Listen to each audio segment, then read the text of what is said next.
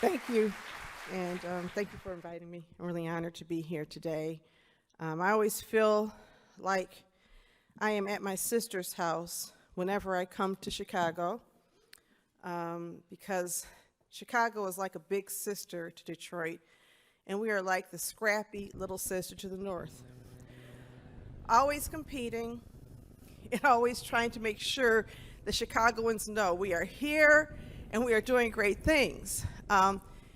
For black people in Detroit and Chicago whose parents came here around the same time during the Great Migration, we came from the same states. We came from Alabama, Kentucky, Georgia, up through, some stopped in Chicago and some stopped in Detroit. My own grandparents stopped in Chicago before moving to Detroit. So in Chicago, you guys have your own sources of pride. You have house music, right? House music was born in Chicago, but techno was born in Detroit, okay? You guys step and we hustle. Same dance, we got to call it by a different name, right? I think we all call it ballroom. And you have Michael Jordan, and we have the Pistons, bad boys, who beat Michael Jordan 3 years in a row, okay? And if you are a real Detroiter or a real Chicagoan, you will never forget those things. So we're happy to be here. It makes sense that a few years ago I was invited to work with Elevate, and we have built a connection that I think is one of the more enduring cross-city connections that we have. We were able to put together a program with Elevate and the Center for Neighborhood Technologies, which is Rain Ready Homes, because we were trying to figure out who else had the problem of basement flooding in communities like ours. And someone said, well, Chicago, and they have a plan. So we're here actually acknowledging that our big sister has done some good things. I want to just run through a few fun facts about Detroit. Detroit, unlike many places in America, was colonized by France in 1701 as a fur trading post. And Detroit at that time, there was no direct connection between Detroit and the eastern seaboard, so Detroiters had to come, people were coming from Canada, which was not Canada at the time, and they were coming from Detroit for the purpose of fur trading and mostly working with Native Americans at that time. Detroit is also known as a gateway to freedom because Canada, Windsor, Ontario, and Ontario is the only place in Canada that is south of Detroit. So if anybody's heard the song by Journey about Detroit, South Detroit, there is no South Detroit. We call that Canada.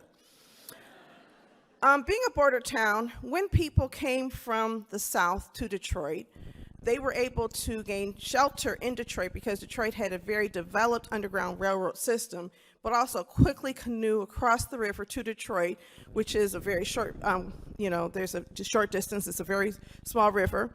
And so they were able to get to freedom. And the Canadian Supreme Court ruled in the early 1980s that if somebody escaped to Canada, they could not be returned to Detroit, extradited back to the United States, because slavery was a worse punishment than Canada imposed.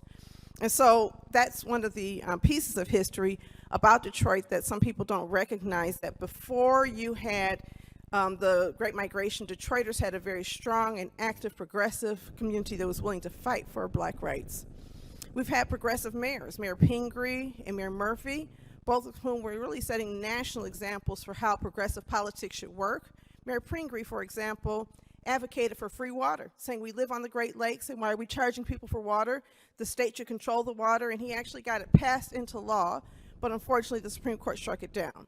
And Mayor Murphy was a mayor who was elected with a large support from the black community in Detroit at that time, and helped create Detroit's version of the New Deal before he took it to DC, and the New Deal became part of FDR's administration. We're a border town between Canada and the United States. And when people don't think about border towns, you think of Tijuana, but you don't think about Detroit's proximity to someplace else where smuggling and illegal operations have been part of our history, and therefore crime that's designed around us from the beginning. Detroit's always had this image of being a city with a lot of crime because of the smuggling. During the Prohibition era, about 70% of all of the liquor that came into the United States came by way of Detroit through Canada. So that border town history of crime, different people have been committing the crimes over time, but there's been this history of an underground economy in our community that has never been stamped out. We're one of the first places in America to pay workers an equal wage regardless of race or ethnicity. The reason my grandparents left Chicago and went to Detroit is because auto workers in Detroit were being paid exactly what black auto workers were being paid, exactly what white auto workers were being paid. Living in worse conditions, having the worst jobs in the plants, but making more money on average than anybody in the United States. Detroit was a place where people could earn a fair wage from anywhere around the world, and it attracted a lot of people. And that gave rise to a professional class, a business class of people to cater to all of these auto workers who, although they were underhoused and segregated, had enough resources to pay for extra things like medical care and legal services and maybe pay a seamstress and pay for a lot of entertainment. And so that's one of the reasons that Detroit became an entertainment mecca. And finally, Detroit, the UAW is one of the first unions to fully integrate black workers into the leadership, which helped engage the unions in a battle for civil rights. And I say all of that to say Detroit's culture today is impacted by all of that. It's impacted by unionism. It's impacted by a strong and long history of black power and a fight for black power and a normalization of that, which has also resulted in backlash and segregation, so that we become one of the most segregated cities in the United States among people who did not necessarily like to see black people acting with equality at such an early time in our history. The Metro Detroit population, people say Detroit's population fell. And they always say, well, it's deindustrialization, it's the riot, it's all of those things. But if you really look at Detroit's population fall, it's not that people moved away from the Detroit area, it's that they left the city's boundaries.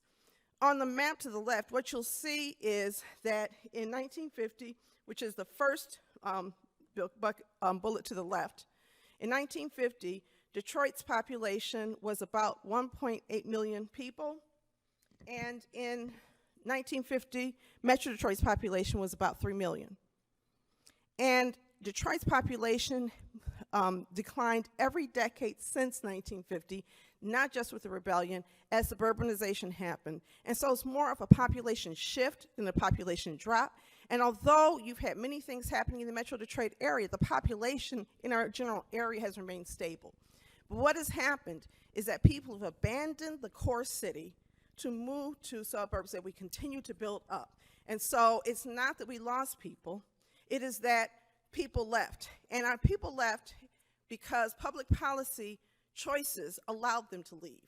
You couldn't leave without the infrastructure being developed to go to suburbs. You couldn't leave without the highways being developed to make that happen. And those dollars were spent at the expense of the city itself, so that we were not investing in the city of Detroit's infrastructure like we were investing in the growth of the region and giving people pathways to escape the city. And that has never really been fully redressed. There's a question about who's Detroit. Now that Detroit is no longer the shameful little sister, but people are saying, wow, Detroit's cool now, Detroit's coming back. We love Detroit. Even suburban people are saying they're from Detroit, and that never happened in my lifetime before now. You could live in a suburb directly adjacent to Detroit, and it's fighting words to say you're from Detroit. Now, everybody's claiming Detroit, and Detroiters are saying, wait a minute, you're not us, and I don't know if any of that is correct. But I just want to say that our cycle of growth in determining who's Detroit started with industrialization, with the growth of this city. This big city became a big city, and industrialization, which actually started in the 19th century and really grew legs in the 20th century with the birth of the automobile industry. Industrialization was who we were.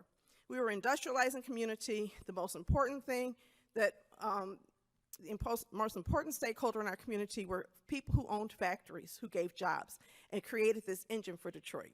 For many years, until I think in the early 1940s, Detroit only had one air quality inspector in the entire city.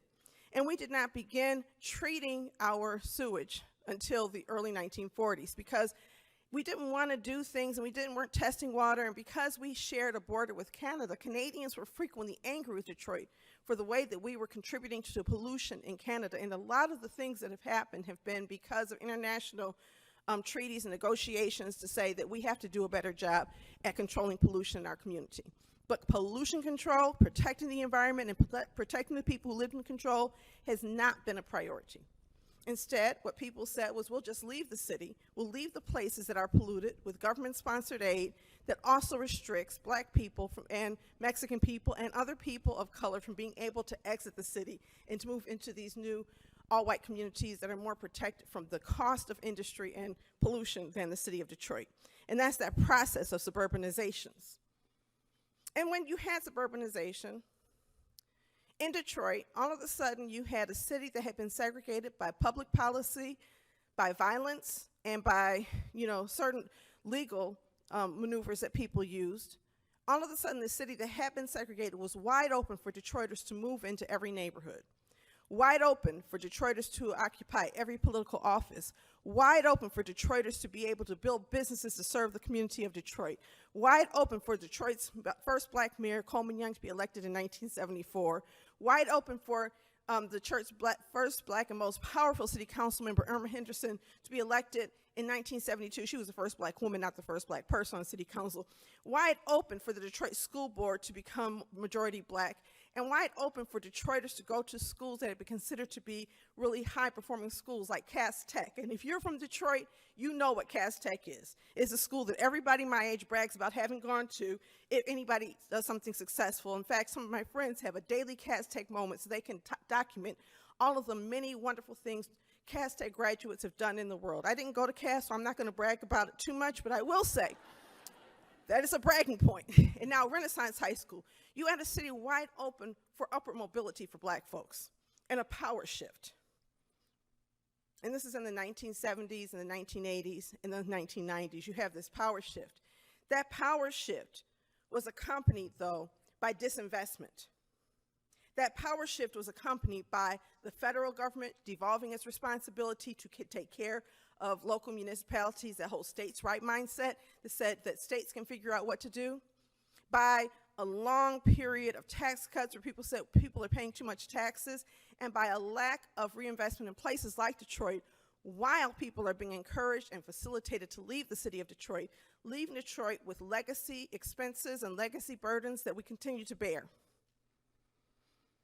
And then as we bear those expenses through a bankruptcy that was in part precipitated by a predatory loan the government took out, to the applause of Wall Street and every business organization and newspaper in the city of Detroit and all of the unions, it was a credit swap deal that didn't work out because it was done right before we had the housing recession. And Detroit's bond rating became junk bond rating, and Detroiters were blamed for this deal. But the reality is it was impossible to manage a city like Detroit without having the resources that we used to have. 139 square miles of city, and you're having a population that's shrinking, and the people who have money leaving, the businesses that had the resources leaving for near and suburbs, and so there's a lack of actual income. And I always liken it when I'm talking to the community to a person who was living in a home that they purchased when they had two family incomes. One person loses their job, and they still have the same house note, they still have the same insurance, they still have the same water bill and the same electrical bill, and so they are stuck here. And assuming that if there's not a market to purchase this home, they're stuck with these expenses. So what do? They borrow money, but because they don't have a great deal of money, they end up borrowing money at a predatory rate and owing a lot of money to creditors. And it's a cycle of payday loans and payday loans and payday, which sinks people further and further and further into debt. The proximal problem, however, is not necessarily financial irresponsibility. It is that people are stuck with expenses they cannot afford, and that was Detroit. And so you had the bankruptcy. And the bankruptcy allowed for a lot of different things that were happening, but included the dismantling, really, of democracy and Detroit power of people in the city of Detroit, where you had an emergency manager who was placed in charge of the city, who assumed the role of a czar without having any knowledge of the community, where you had a Detroit Financial Review Board in place even after he left, which made very conservative decisions about how the city could spend its money, and where you had this mindset about what is the most important thing to do in a city like Detroit. And the Moody's and Standard & Poor's think the most important thing is to see rising wages, more people employed, increased housing values, increased average rents, increased valuation of property. And all of those things sound good, but when they're not also demanding equity, when they're also not demanding that people have access to a fair quality of life, when they're not also demanding that the environment be protected from growing industry, then you have the kinds of challenges that we have in a city like ours, where growth is a primary priority and not well-being of the people who are in the city of Detroit. And what that looks like to a lot of people is displacement. Because the fastest way to increase the average incomes of people is to push the poor people out. The fastest ways to increase housing values is to gentrify, not to change people, which takes a long period of time, but to change the people who are in the city of Detroit. And there are those pressures now, where people continue to leave and find that it's more affordable to live in near and suburbs than in the city of Detroit. And that brings us to this whole construct of hierarchies of belonging. Who matters in a city like the city of Detroit? Who matters? Are it the people who were citizens, who lost their vote, whose elected officials no longer have power? The people who still don't show up to the polls right now? About a generous estimate is that 20% of eligible voters vote in any election, but it's probably a little bit fewer according to some of my friends. And those people who don't have power, whose government is not really designed to address their interests, function more like subjects in the city of Detroit than citizens. And then you have citizens in the city of Detroit, people who matter to people who are policymakers, people whose voices are loud, people like me, who make myself heard, and others, people who belong to block clubs and people who run organizations, people who are seen are really treated more like citizens, in that government at least pretends to try to care what we think. But the customers of our government are the corporations in the city of Detroit for whom public policy is designed. And you may say, well, that's kind of taking it too far. But think of a city where Detroit residents were overtaxed by $600 million in 5 years. It's documented. And the city says, there's nothing we can do. It wouldn't be fair to the people who paid their taxes on time to worry about the people who may not have paid their taxes on time and lost their homes as a result of overtaxation. Think of a city where low-income people qualify for property tax exemptions and should not have had to pay property taxes anyway based on their income, but where the city put in place all kinds of policies that made it difficult for people to understand that this was happening. And then also think of a city where we give billionaires $50 million tax abatements so that they can make their projects work, because that is fair to people who pay their taxes in the city of Detroit. Not helping people out, but helping corporations out. Who is the customer? We've had a law in place since 1999 that has resulted in 1 out of every 4 homeowners in the city of Detroit losing their homes. And it has never been changed. Meanwhile, our government has gone to the state and requested accelerated, what do they call it? Accelerated brownfield tax credits. That's not the term. I'll think of it in a minute, but it's something like accelerated brownfield tax credits, where people like Dan Gilbert, a billionaire who is a large property owner, who is sometimes called the shadow mayor of Detroit, is able to collect half the income tax for people who work on a site he develops, and half the sales tax for items that are sold in a place that he developed. And that is what justice looks like when a corporation is a customer of government. So my organization, Eastside Community Network, we'll be celebrating our 50th anniversary last year, and we were founded by a loudmouth woman named Maggie DeSantis and replaced by her loudmouth mentee, me, in 2016, really to give voice to people in our community, to create frameworks for shared understanding, and to create a basis for fighting back. If you look in this slide, you can see that, let me see, I'm trying to do the laser pointer thing, and I always struggle with this, so I may not be able to, anyway, so you can see over to the right, there is a LEAP area. Do you see it's a dark shadowed gray area? That's the area that we operate in. And if you look at this slide is an analysis that we did along with the community, walking door to door and block to block to evaluate existing conditions based on the typology map that was created by one of our partner organizations, Community Development Advocates of Detroit. What you see is that the brown squares, the rectangles, are areas that are most aligned with traditional residential. The darker brown, the more they're aligned with that. And the darkest green is aligned with urban homestead, most like an urban homestead. Now, urban homestead is what we call little house on the prairie in the city, where you have a house and you have a block and 2 blocks. The house is managing 2 blocks of land, and there could be quality of life there. We did this because at one point, what the city was trying to do was mothball large parts of the city that were underutilized in the city's mind. And those are areas where you don't have a lot of brown rectangles, non-traditional areas, where you have fewer people living in those areas, and some of the areas really didn't look like they could be used at all for residential, because we're not building new houses in Detroit. It's a single-family city. We're not building new single-family houses, so what do? So we came up with a number of alternative uses for how this land could be used. We worked with our partners at the University of Michigan to conduct an analysis where we were looking at who owned the land, and the map over to the left is a map that documents the land that's owned by the Detroit Land Bank Authority. The beige is other publicly owned land, and the blue is privately owned vacant lots. I think if you look at this map, you can fairly see that a lot of our city is vacant in the community that we serve. We also looked at the type of trees. We looked at tree cover. And tree cover map was really interesting because it kind of gave us an understanding that there's not sufficient tree cover in the city of Detroit. But if you look at the darkest green areas, those are going to be the most desirable neighborhoods in the community.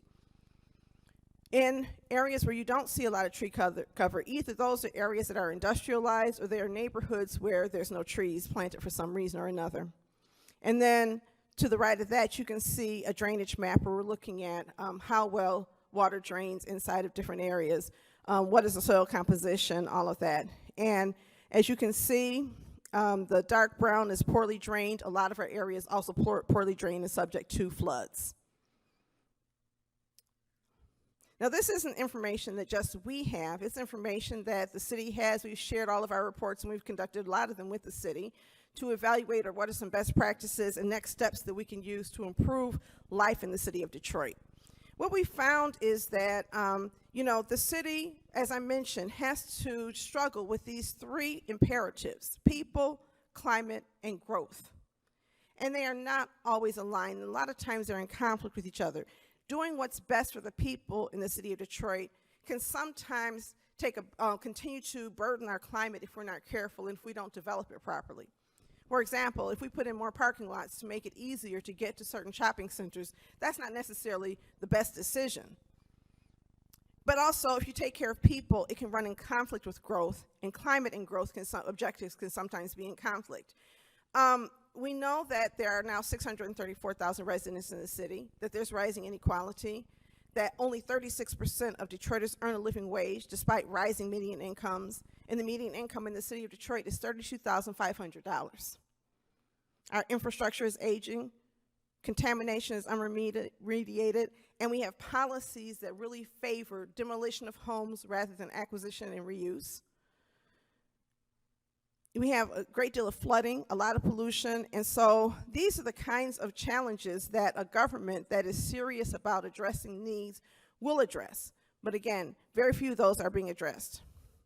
In fact, I'm calling these next couple slides the ungreening of the Eastside, because people are saying, how can we protect the climate? And I'm wondering why we're talking about how we are going to help to remediate climate harms when we're continuing to reproduce them in our community. So, for example, this photo right here shows the Conner Creek Greenway, which is not far from our offices and not far from where I live. This greenway was developed when you had industrial expansion in 1994 by Chrysler Corporation. At the time, they were Chrysler. And you can see there's trees and berms, and it's a very pleasant drive. It's also a place that trucks are encouraged to take, and people who bike and walk are encouraged to use this greenway. But in 2019, my pandemic years throw everything off, Chrysler said that they were going to expand, and they wanted to expand close to, right, actually directly behind our offices, and they needed land. And so the city worked with Chrysler, having worked with them for 6 months prior to at least 6 months prior to making any of this public, and they decided what made the most sense is to close this greenway and turn it into a parking lot. So we no longer have the Keynote Creek Greenway. We have cars and cement, and we have never adequately addressed the stormwater impacts of that. Now, I showed you a map that showed that this area is poorly drained, right? I showed you another map that showed you that we don't have a lot of tree cover, but we took down trees and we removed grass and we replaced it with cement and steel for cars because that's what Chrysler wanted. What's also important to note is that this is not far from the Detroit River. And so a lot of these uses that are not necessarily great for the environment and great for people are happening adjacent to a river that we should all be working to protect.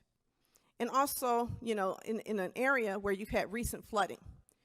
In 2021, we had over 40,000 people in our community whose homes flooded seriously. And yet this is what we decide is the imperative. This is a grassy lot on Jefferson Avenue. Jefferson being one of the largest east-west streets in Detroit. Jefferson also being one of the largest road closest to the Detroit River. So you see this grass, and grass is always a good thing. We're told we need more grass, we're told we need more greenery, and the city, in its great judgment, decided that this lot could be better used as this. No information went to the community, this is what we're going to do. Nobody told us what they were going to do. Instead, they did this because they said this is an M for intensive industrial district. And therefore, they don't have to ask permission, and they don't necessarily have to follow the regular kind of rules, which is weird because it's also right next to the Keynote Creek pumping station, which failed in 2021 and has failed several times before. And those areas are adjacent to areas that are indeed flood zones. This is what flooding looked like in the adjacent community just a year before the city decided in its great, wisdom to do this. There's a new, I don't have pictures of this, there's a new housing development, relatively new in Detroit. Anything that's built within the last 30 years is considered brand new, but there's a new housing development across the street from there, and the owners have paid anywhere from $300,000 to $500,000 to their homes, which in Detroit is a whole lot of money. That makes it one of the wealthier communities in our city. But this was done directly across the street from them on one of the side streets, and the trucks are entering this facility 1 per minute. They idle there. They have their, backs open. I call them truck butts. It's really unattractive when you're driving by. I feel like they're mooning me. But this is happening in this community, and it's causing declining housing values and also is contributing to health issues. And we know that diesel impacts health issues. So we went to the state and we looked at the EPA and we said, how do we evaluate the impact of this diesel fuel? But as it turns out, nobody tracks truck emissions. So nobody is concerned about the health impacts on the people nearby. We have climate vulnerability, as I've mentioned, of air pollution, flooding, blackouts, poor housing quality. Again, 38,000 homes in the city of Detroit in dangerously poor condition. 38,000. Now, we're not as big as Chicago, so that's a large number. We have blackouts, energy blackouts all the time. We pay more for our energy, and it's out for a longer period of time than almost anywhere in the nation. And we're still using more coal, which is weird. Our infrastructure is decaying. There are many people who believe that when it rains hard, that we're more vulnerable to flooding in our communities and other places. The National Weather Station is actually going to put a weather monitoring system in our facility so that we can track rainfall more effectively and see what those correlations are. Poverty, social vulnerability, a lot of old people, social isolation, when you have all of this demolition and people are being pushed out, people are all by themselves. And of course, poverty creates these conditions. And so ECN has adopted a 5-part strategy to address this. Through strengthening people, working with our youth, providing coaching and support to adults who are just trying to find their way to navigate systems and improve their quality of life. By building power through coalitions, we have the LEAP Coalition. We also have a Climate Action Coalition, which Elevate has been part of. And we have a fellowship program where we're training residents in the Eastside of Detroit about what sustainability is, what climate equity looks like, and then helping them to identify projects they would like to create in their own communities on vacant lots near their homes, and then we're giving them many grants to do the work, which is really exciting because a lot of times we're the first money in, and it gives people power. The more people feel a sense of, I can do this, that also means they have more of a sense of, I can also make demands on our government because I am actually a citizen. And coming together, working collectively, our hope is that we will be construed in the government's eyes as customers of government because our demands will be so strong they will understand. They have to hear our voices. We cultivate wellness through the Stoudemire Wellness Hub, which is also a resilience hub. Super excited about that, and I have some pictures on that, where we took a 17,000 square foot facility donated to us by Henry Ford Health Systems, and we have helped reuse it to address the 9 dimensions of wellness. I'm not going to remember what all of them are, but not just healthcare, but also nutrition, also social well-being, mental health, fitness, cultural, creativity, environmental, fiscal, and educational, I think, and I don't know if those add up to 9 or 10, but whatever, you get the sense that it's comprehensive, right? That there's a comprehensive way to look at wellness, and a well community is a community that is able to help people achieve all of those things. And some people talk about the social determinants of wellness, of health rather, and I always say a lot of those are structural in nature. And people can't necessarily change the social determinants of health by behaving differently. We restore neighborhoods. We are a partner with DTE, and we upgrade homes. So far, since 2021, we have upgraded about 350 homes with furnaces, windows, doors, all types of upgrades that help make the homes more energy efficient.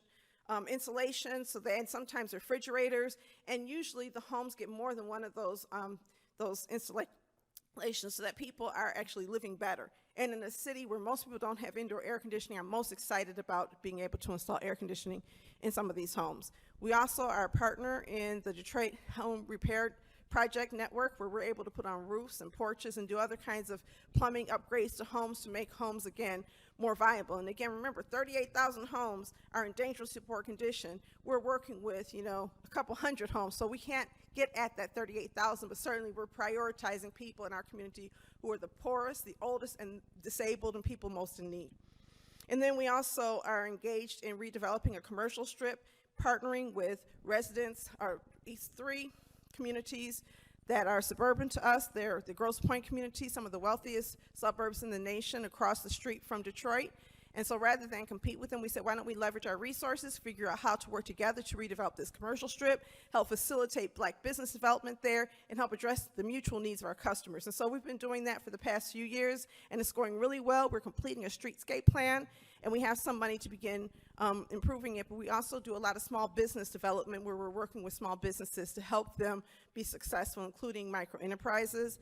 And then finally, we own a lot of vacant land. We're stewarding our resources. We're working with Elevate to put solar in our space. We're working to address our heating and cooling systems through geothermal. We're working to install bioswales in our space so that when people come to what we call the Stoudemire Wellness Hub, they're able to be comfortable, but also see all of these sustainability practices in motion, and also so that we can make sure that our center is comfortable and sustainable going forward. So these are a couple of the projects. This is a Rain Ready project that we began installing black backflow valves, and we did this with the Center for Neighborhood Technology and Elevate. I believe we did 8 homes, and the city has done a few more, but we actually started installing these backflow preventer valves to stop flooding, as well as rain gardens to stop the flood water from going into other people's homes before the city started it. So I'm really proud of that work. This is another picture of that work. We engage people in mobility activities. So this is just one of the biking activities we've done with the community. This is an area, this is Little Community Gardens. One of our fellows took some vacant land and really fixed that vacant land up. And so this is her giving a talk about that, and she's attracted a lot more money, and this space looks a lot more beautiful now than it did then. These are our teens that we trained, and we took them through the community looking at other people's work. I want to say this is our celebration, the Eastside Extravaganza this year, but we have fun in our community because we also understand that it's important for people to enjoy themselves. More pictures of us engaging in mobility work, community education outdoors. And these are pictures of our facility, the Stoudemire Wellness Hub. We have market days, we do hustle, we have just places for people to stand around, we have fitness classes, we have ballroom dancing, a lot of fun things, activities, Zumba, lots of yoga classes. There are 36 classes every week, and we have about 1,100 members of the community who belong to that, and we started it last year. And then finally, the Resilient Eastside Initiative, and this is where partnership comes in, and we're blessed to really know people like Tim Stratsky and others at Elevate who helped us bring our vision to life. This concept that if a place like Detroit, where you have so many socially vulnerable residents, where you don't have great transportation, where housing is in poor condition, if the temperature increases just 2 degrees, people will lose a lot of people. Some say more than were lost in Hurricane Katrina. And the temperature increased last year from what it was the year before. Not 2 degrees yet, but we're headed there. And the question is, how do we protect people? We believe that we protect people by creating a resilience hub network, by working with people who have purchased homes in the community, who've put trailers in the community, and encouraging them to get people who are in dangerous places out of their homes and into these safe spaces. And we call it the Resilience Hub Network. And last year, the year before last, Elevate was able to generate funds from one foundation to bring, the GM Foundation, to bring some solar power to a brand new community facility that's being developed. We were also able to get funds from the Kresge Foundation to work in partnership in making sure that we're helping people who own these facilities convert these facilities for resilience purposes, so that as the temperature continues to increase, as we experience flooding, as we experience any new pandemic, there are sources and places for people to get information in a community that has been divested of safe spaces. Last thing I want to say real quickly is when we've looked at this, when you're living in communities like ours, where you have a lot of air conditioning, a lot of air pollution, where new air polluting permits are being approved every day, where trucking is not regulated, where there's flooding, sometimes you want to say this is causing health problems. And we have members of our community who say we have health problems. And the state will actually say, well, we know you have high levels of asthma, but you can't prove it's because of all of these asthma-producing chemicals overhead. We put the burden of proof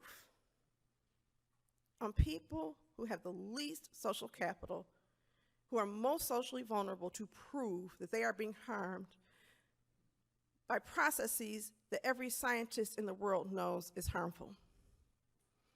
So we want to turn it around, and next year we're going to be engaged in a campaign where we say it is not our responsibility to prove we are being harmed. It is your duty, State of Michigan, EPA, City of Detroit, to protect us. You have a duty to protect the people who are citizens of this United States and treated like customers in a city that is treated like a colony at times, but is actually one of the most important and vital cities in the history of our nation. Thank you.